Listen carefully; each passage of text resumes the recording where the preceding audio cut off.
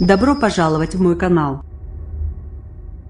Plusieurs centaines de personnes s'étaient rassemblées en fin d'après-midi aux abords du siège de la Commission électorale nationale NEC pour attendre le verdict du second tour de la présidentielle entre l'ex-footballeur international et le vice-président sortant, Joseph Boakai. Il devait s'agir de premiers résultats partiels.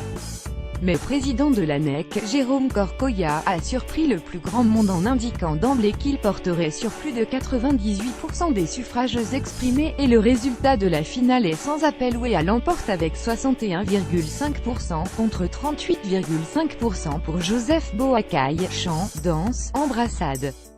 Le grand boulevard qui traverse Monrovia, où se trouve la NEC, a exulté, comme après une victoire en Coupe du Monde. Un peu plus loin sur cette grande avenue bordée d'hôtels, de banques et d'ambassades, un écran géant passe les buts de légende de l'ancien attaquant de Monaco, du PSG, du Milan AC et de l'équipe du Liberia, dont il a porté les couleurs dans les années 1990. L'enfant des bidonvilles, le Liberia est notre pays.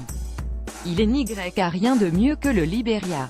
On a la paix, on ne veut pas la guerre, lance sur un rythme de slam. Peter, un chauffeur de mototaxi, casquette vissée sur la tête, en évoquant les 14 années de guerre civile qui ont fait quelques 250 000 morts de 1989 à 2003. Jamais je n'ai été aussi heureuse de ma vie.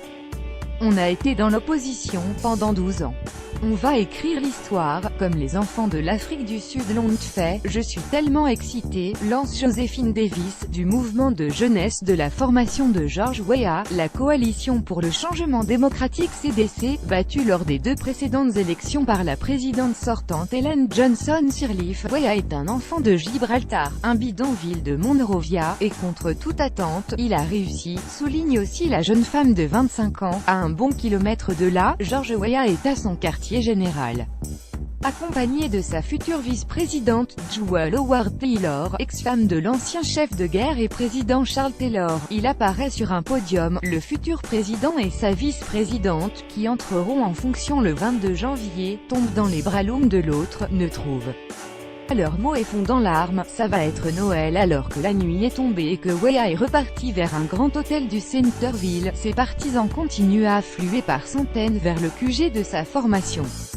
À l'extérieur, le trafic est quasiment à l'arrêt, la rue envahie.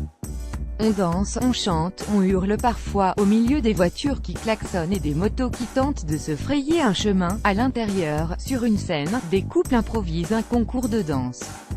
La foule excitée continue à lancer des George Weah président, un peu à l'écart. Peter Jackson, la trentaine, savoure la victoire avec des amis, adossés au capot d'une voiture. Comme les élections ont eu lieu le 26 décembre, les gens pensaient qu'on allait boire pour Noël.